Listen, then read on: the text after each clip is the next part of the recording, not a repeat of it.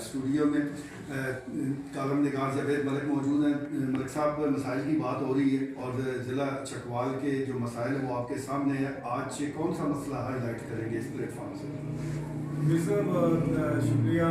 पंजाबी चुके पंजाबी को प्रमोट कर रहे हैं और पंजाबी होने का फख्र महसूस होना जी। पंजाबी ची गल करेंगे। मैं तो समझा जी कि रिसेंट मैं गया इस बाजार के अंदर और जुम्मे वाले और जुम्मे वाले दिन इतना रश आया होता है कोई हिसाब नहीं, जबकि बाकी दिन मॉडल बाजार सहूलत बाजार जिस तरह नाम रखे हैं और डोर स्टैप का फ्री सर्विस भी वो दे रहे हैं। लेकिन उन्होंने जो डिवीजनल इंचार्ज है उन्होंने इंटरव्यू किया तो वो दसते सन जी कि मैं उन्होंने गल की, मैं कि सिर्फ एक दिन होंगे, बाकी तो जनाब उत्थे जनाब जो हैं बाकी 6 दिन उन्होंने तहूद आलम है, कोई बंदे ही कोई नहीं होता। मास वाइज 2-3 दुकाना जी उत्थे बड़ियाँ उन्हें तरह वो कोई होता है सीन कोई नहीं। इस वक्त कोई इनिशिएटिव जो गवर्नमेंट को लेना चाहिए और स्पैशली जो साढ़े मैडम DC उन्होंने रिक्वेस्ट करेंगे कि जो दुकानदार उन्होंने तो मूव कराएं।